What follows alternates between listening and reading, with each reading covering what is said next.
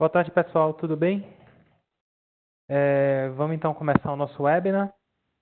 Nosso tema hoje vai ser as principais previsões de cibersegurança para 2020, tá? Bem-vindos a mais esse webinar do Senha Segura. Eu sou o Davi Muniz, sou analista de segurança aqui no Senha Segura e vou apresentar esse webinar hoje para vocês, tá? Como eu falei, no nosso webinar hoje a gente vai falar sobre as 7 principais previsões de cibersegurança para 2020. E agora eu vou dar algumas orientações sobre a condução do nosso webinar, tá? Todos os participantes entram na sala em modo mudo e as perguntas, se vocês tiverem, vão ser respondidas ao final desse webinar. Esse ele vai ser gravado e a gente vai enviar aí para vocês a gravação através de e-mail, tá?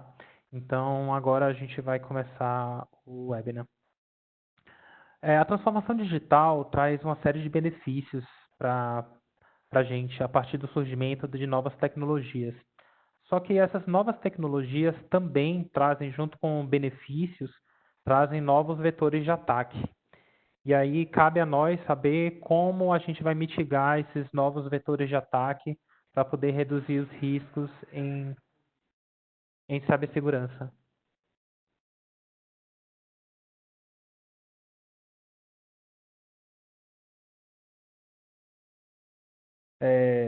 Peço desculpa a vocês, a gente teve um problema. Eu vou compartilhar já aqui a apresentação para todos conseguirem ver.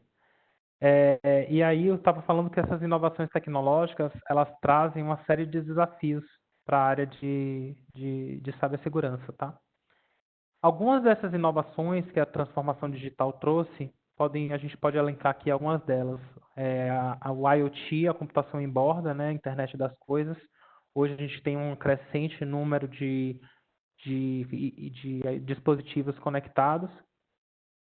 A gente tem também as Smart Cities e as Smart Homes, que trazem também mais dispositivos conectados às redes.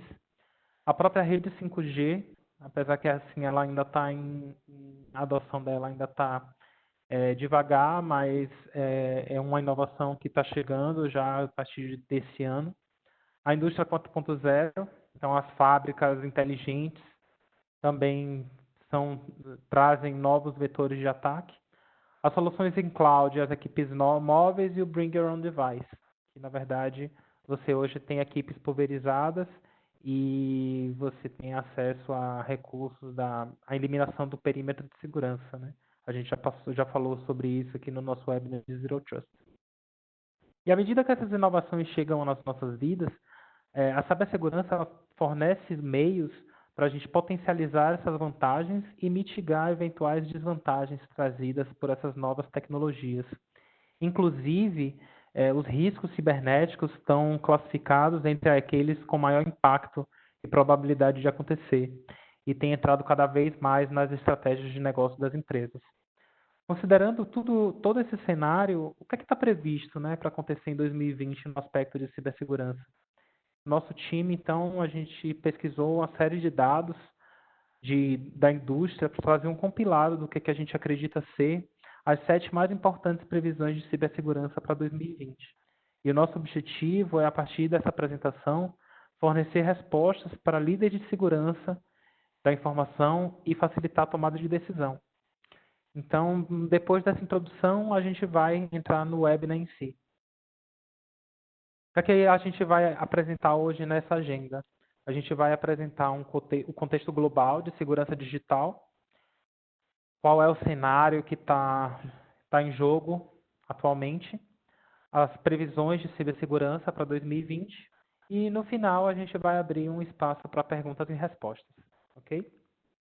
Qualquer dúvida, podem utilizar a caixa de chat aqui do Webex e a gente vai responder essas perguntas ao final, tá bom?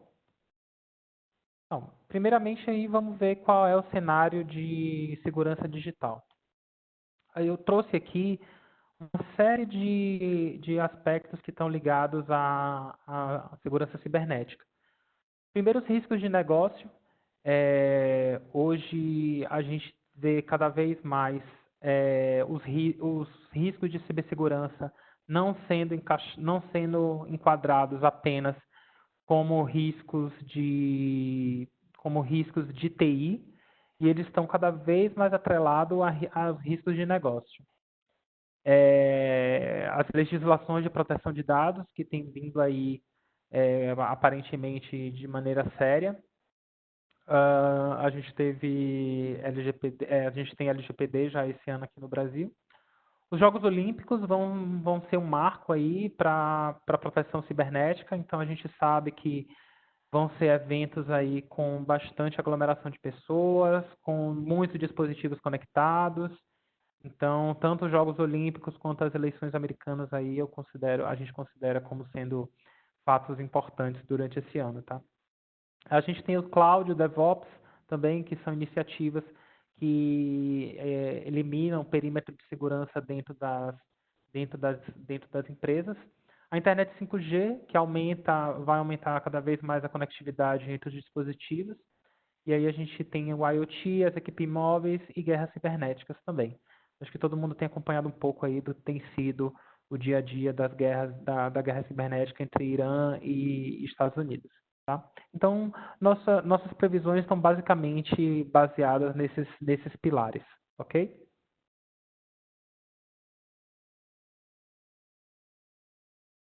Então, eu trouxe aqui, esse aqui é um quadro que foi elaborado pelo Fórum Econômico Mundial, tá? É um documento que eles lançaram agora em janeiro, que é o Panorama dos Riscos Globais 2020.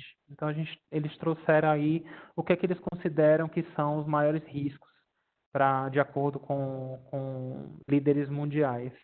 Então, a gente tem aqui os cyberataques que entraram. Aí, se vocês conseguirem ver esse quadro, a gente tem tanto um impacto como a probabilidade desses eventos acontecerem. Então, aí os cyberataques eles estão tanto com alto impacto como alta probabilidade de acontecerem. A gente tem aí os avanços tecnológicos adversos e a parte da infraestrutura de informação, de ruptura da infraestrutura de informação. Então, esses são três maiores riscos que estão ligados à tecnologia. E aí eu chamo a atenção basicamente para os ataques cibernéticos. Que inclusive em 2019 ele entrou entre os top 5 riscos. Esse ano ele está um pouquinho mais abaixo, eles estão um pouquinho mais abaixo, mas ainda assim devem ser considerados. E aí a gente tem finalmente a fraude e roubo de dados também, com um pouco menor de impacto, mas também com alta probabilidade de ocorrer. E agora a gente vai entrar nas nossas previsões de cibersegurança para 2020. A primeira delas é o aumento da necessidade de proteção de dispositivos IoT. Então, como eu falei, a gente tem um crescente número de dispositivos IoT. Então, aí eu trouxe alguns dados aqui interessantes. 20% das empresas com redes IoT já sofreram algum tipo de ataque relacionado. As receitas de infraestrutura de rede 5G, que é uma plataforma para interconexão de dispositivos também e para aumentar a quantidade desses dispositivos, também a tendência é que ela cresça agora em 2020, enquanto no passado ela foi na casa dos 2 bilhões de dólares, estima-se aí que ele vai quase que dobrar para 4,9 bi em 2020. E o Gartner ele estima que os números de dispositivos conectados esse ano chegue aí aos 20 bilhões. Então, a proteção desses dispositivos aí vai ser um grande desafio para a área de cibersegurança, tá? E aí, como eu falei, a internet 5G, a gente tem visto uma adoção cada vez um pouco lenta, mas espera-se que a partir de 2021 aí essa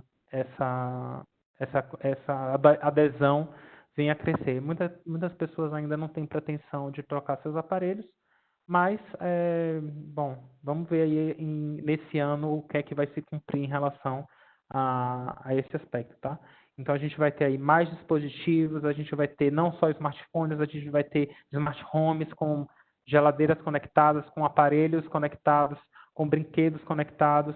Então, a gente vai ter uma série de fornecedores com diferentes interfaces E aí a proteção desses dispositivos de um número bem plural de fornecedores vai ser um grande desafio aí para a cibersegurança, tá? A próxima previsão de cibersegurança é a parte de grandes eventos.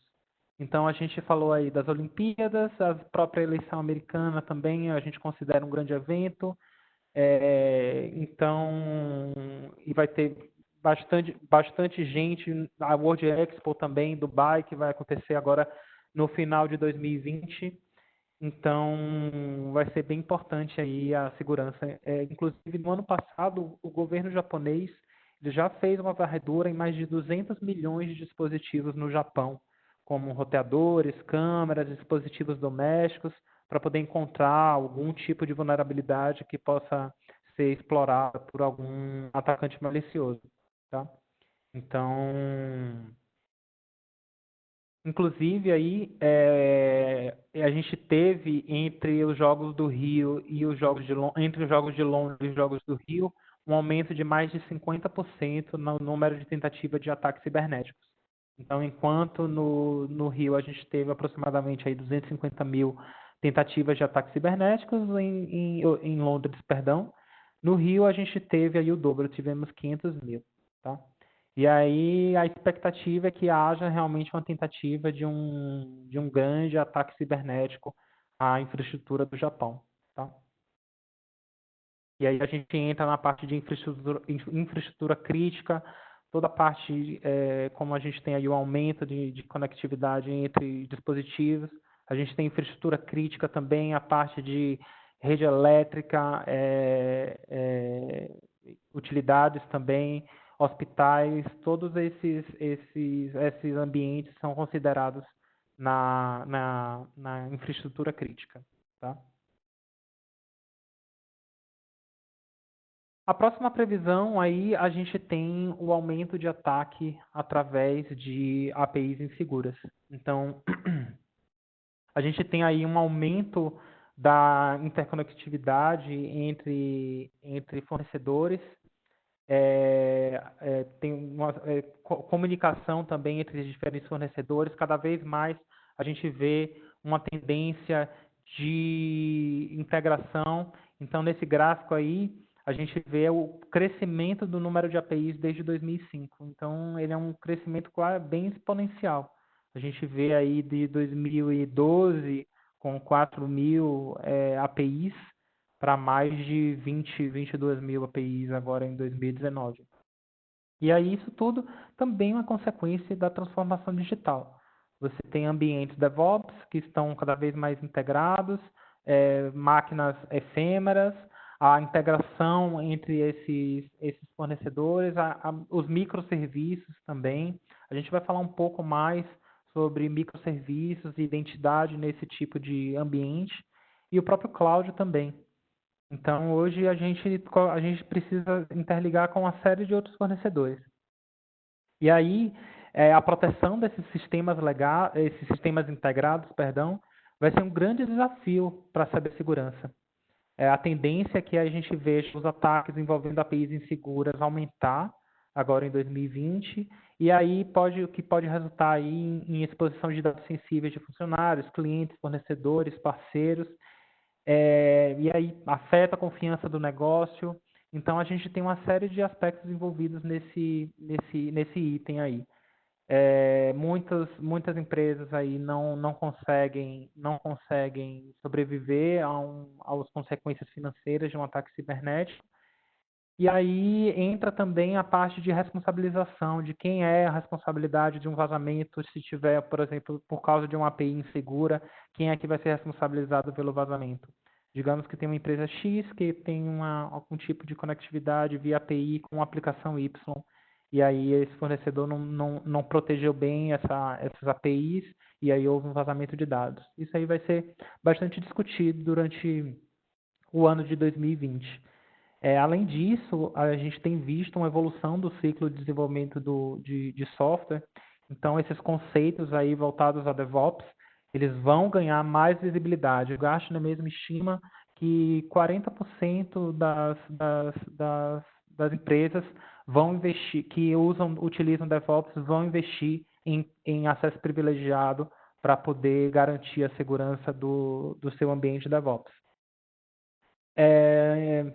E aí a gente tem a introdução também de estratégias como microserviços, e aí dentro desse universo DevOps, muitos times de desenvolvimento já consideram o aspecto de segurança no desenvolvimento de suas aplicações. Que aí se envolve questões de perfil governamental, geração automática de política, teste de conformidade para infraestrutura como código. E aí não só, aí a gente tem o surgimento do termo DevSecOps, né? Que na verdade aí a gente vai ter desenvolvimento, a operação, e dentro desse universo aí a gente vai ter a segurança, que é o Security by Design, que é praticamente e o Privacy by Design, logicamente, da concepção dos sistemas, a gente contar com a proteção dos dados e das informações que trafegam por meio dessas APIs, tá bom? E essas APIs, logicamente, trazem uma superfície de ataque maior. A próxima previsão são as novas legislações de proteção de dados. Então, a gente teve em 2018 a GDPR, que foi basicamente um marco em relação à legislação de proteção de dados. Singapura também já tem uma legislação de proteção de dados. E aí agora a gente vai ter no Brasil também.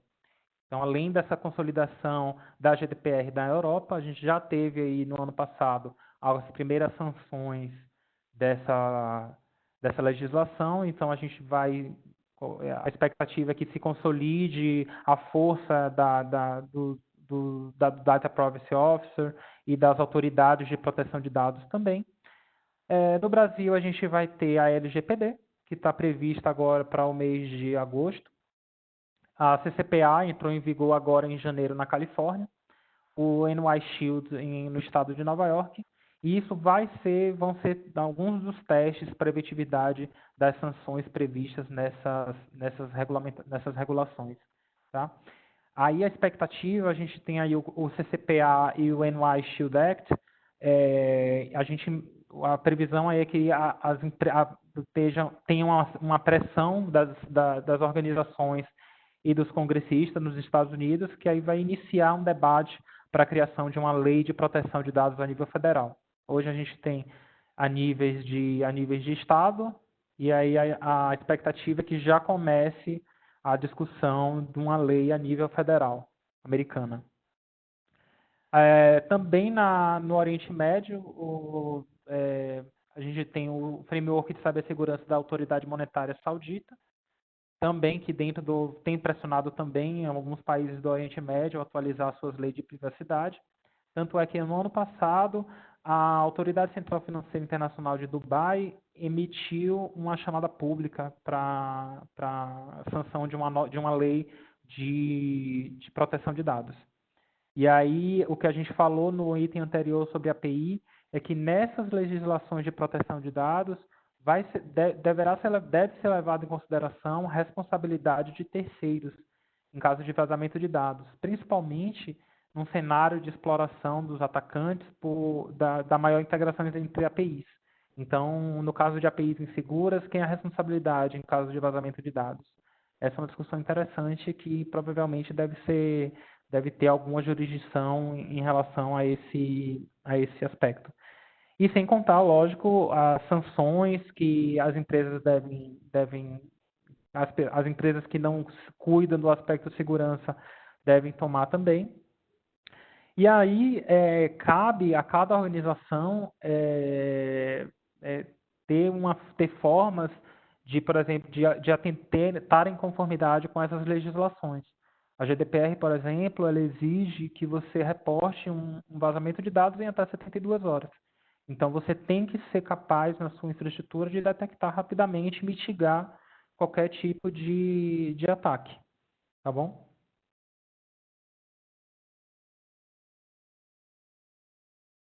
Aqui eu trouxe alguns dados importantes. O Gartner, numa pesquisa agora de 2019, estima que menos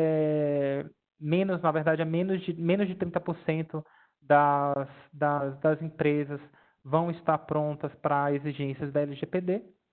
A multa máxima prevista aí, a gente trouxe esse número de 50 milhões, ou 5% do faturamento. E aí a gente tem a parte de comunicação, de vazamentos, as sanções e as integrações entre os diferentes fornecedores. Eu trouxe agora aqui a previsão 5, é uma previsão bem interessante, que fala sobre o futuro da identidade dos usuários. A gente tem, inclusive, alguns artigos no nosso blog sobre o assunto. Então, atualmente, a gente tem a abordagem usuário e senha.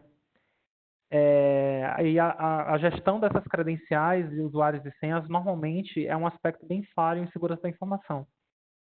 O próprio PAN, ele ainda está evoluindo e está ganhando visibilidade nas organizações.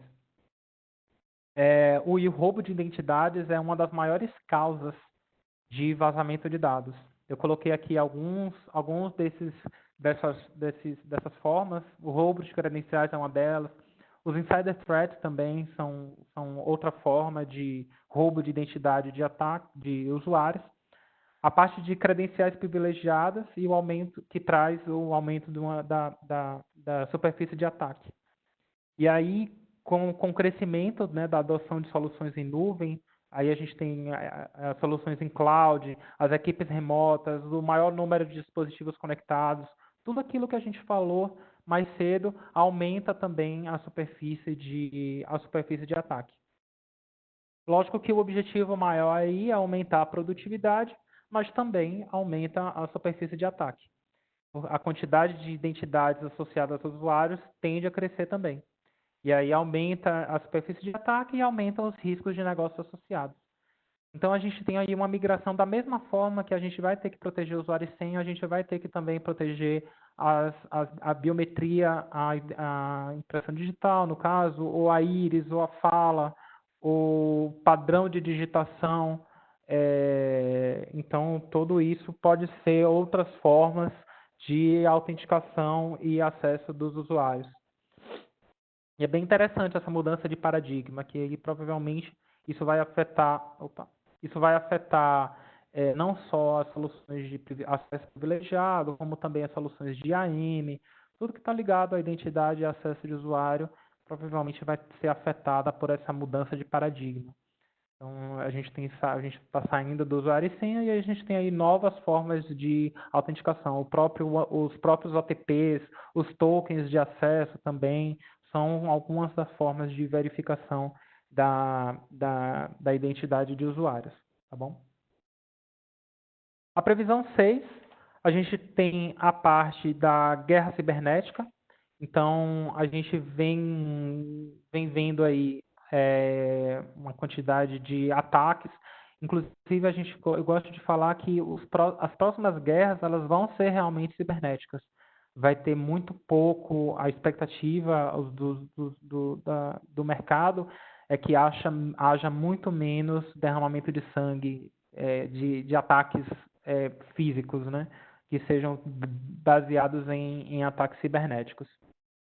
2020 a gente considera que vai ser um ano bem desafiador para governos em todo o mundo. A gente tem visto aí um aumento das tensões, principalmente entre Estados Unidos, Rússia, Irã, Coreia do Norte. Então, os agentes ligados a esses países vão continuar a focar em ataques ligados principalmente a malware e ransomware. E aí vale lembrar que, nesse caso, o objetivo dessas pessoas, desses agentes, não é pegar dados do seu cartão de crédito e dados pessoais para vender na Dark Web. Mas sim, o objetivo maior deles é causar destruição, principalmente atacando a infraestrutura crítica dos seus alvos. Exemplos disso são usinas nucleares, como foi o exemplo de Stuxnet. Agora, em janeiro, final do ano passado, a gente viu que os Estados Unidos atacaram um prédio que estava sendo usado para a realização de ataques cibernéticos. E, além disso, a gente vai ter as eleições presidenciais americanas, agora em 2020. A gente também pode ter um aumento desses ataques cibernéticos com o objetivo aí de confundir e afetar a confiança dos eleitores, tá? Então a gente tem basicamente aí esses países e aí, provavelmente a gente vai ter um pesado investimento. Os Estados Unidos eu considero que já esteja bem preparado contra ataques ataques do Irã e de outros governos, tá? Mas inclusive eu estava vendo uma pesquisa falando que existe uma tendência de aumento de ataques de governo contra empresas também. Então, houve um aumento do número de empresas que reportaram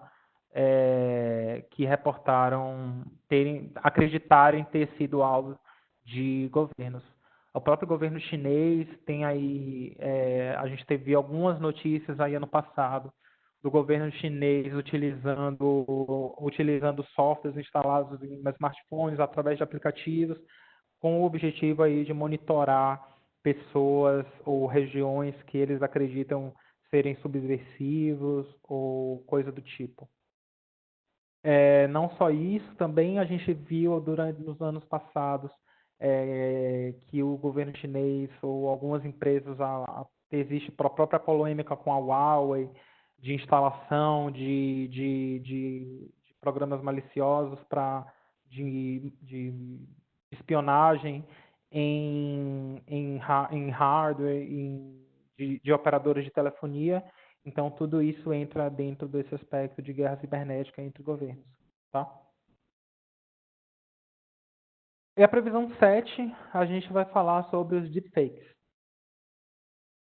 Aqui eu trouxe uma notícia que, através de um deepfake, um deepfake de voz, foi utilizado aí para poder enganar um CEO de uma empresa alemã, eu creio, a transferir uma quantia aí de 240 mil, não sei se libras ou dólares na época. Então, esses C-levels são um alvo principal aí desses atacantes, né, pelo poder que eles conseguem fazer através das suas credenciais privilegiadas, e as próprias credenciais privilegiadas também são alvo. E aí existem o phishing, uma série de outros métodos de ataque, mas especificamente com o deepfake vai ser um método bem utilizado para vazar dados ou para realizar transações não, não seguras. Essa questão aí do deepfake está principalmente ligada à identidade do usuário. Só que aí, ao invés de roubar credenciais e senhas, né, como a gente falou anteriormente, a partir do deepfake eles permitem roubar a identidade digital da pessoa, através da sua biometria, da voz, da, da, e de outros aspectos. Por exemplo, isso pode significar que se eu estiver acontecendo uma conferência remota entre indivíduos, é muito mais difícil você garantir que as pessoas falando são quem a gente pensa que elas são. E aí os deepfakes eles têm mudado um pouco o panorama de cibersegurança e as organizações aí devem investir esforços na criação de novas formas de validação de identidade de usuários, não apenas com username e password. Isso já gera novos riscos de negócio que provavelmente vão ter que ser mitigados por essas organizações. E não só isso, a gente tem os deepfakes, como a gente falou anteriormente, associados às eleições americanas. Então a gente, não só a eleição americana, mas em eleição em qualquer outro país Esse ano especificamente com a eleição americana, a gente pode ver aí um aumento dos deepfakes e da proliferação dessas deepfakes através de fake news. A gente quem se lembra, deve ter visto o Mark Zuckerberg, que saiu um vídeo dele, que era deepfake. O próprio Obama também saiu um vídeo dele deepfake, que não era ele. Então isso aí vai ser uma fonte de risco aí para ser mitigado pelas organizações. Tá bom? Então, finalizando aqui nosso webinar, tá? Eu só vou aqui fazer um apanhado do que a gente viu e aí vou abrir o espaço para perguntas e respostas. Então, a gente falou inicialmente sobre a necessidade de proteção de dispositivos IoT e computação de borda. Falamos sobre segurança aí de grandes eventos, como os Jogos Olímpicos e a World Expo em Dubai. Falamos da integração de sistema e DevOps. As legislações de proteção de dados também. Falamos LGPD, GDPR. Falamos sobre o futuro da identidade dos usuários. A abordagem de usuário e senha, né, que tem agora tido uma série de outras formas de verificação de identidade. Guerra cibernética, que a gente tem visto aí entre principalmente Estados Unidos, Irã, Rússia, Coreia do Norte. E por último, as deepfakes, que podem afetar aí as eleições americanas. Bom, eu vou abrir agora espaço para perguntas e respostas. Não sei se alguém tem alguma pergunta.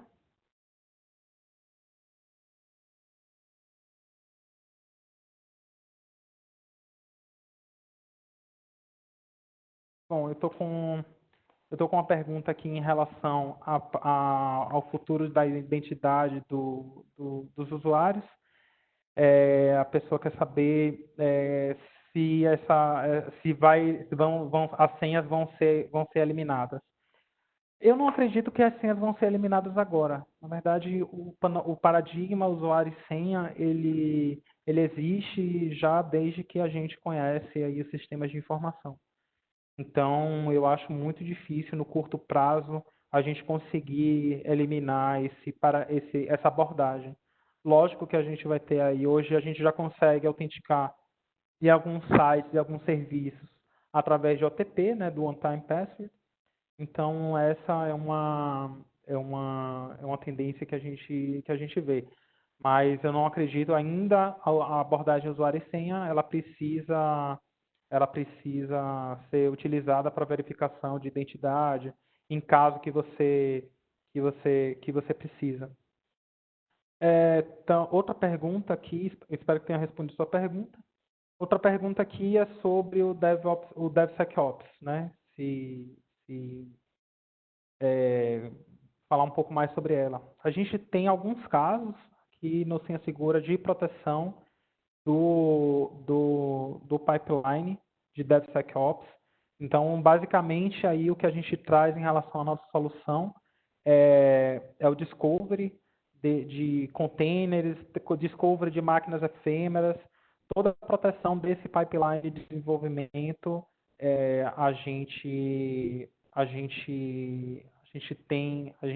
as nossas funcionalidades são capazes de fazer.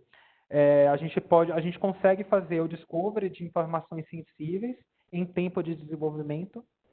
O Senha Segura consegue também eliminar qualquer tipo de informação sensível nas ferramentas CICD. E também a gente tem a parte de gestão de acesso em máquinas efêmeras em cloud. Então agora a gente está tendo um investimento bem robusto para poder ter essa integração com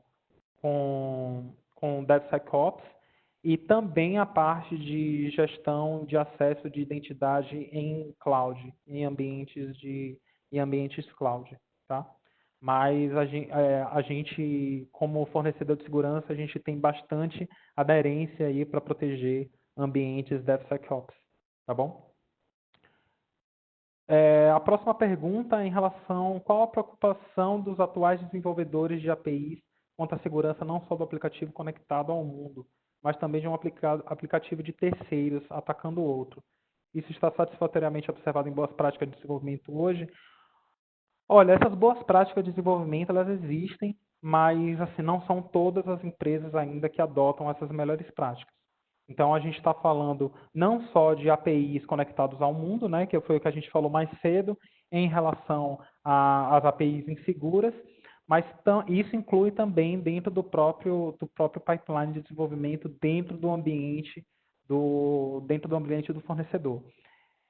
Infelizmente, essas boas práticas elas ainda não estão bem difundidas, apesar assim, que algumas soluções de DevOps elas já incluem, por exemplo, um cofre de senhas, mas isso ainda de maneira bem não tão robusta como se estivesse utilizando uma solução de PAM, tá?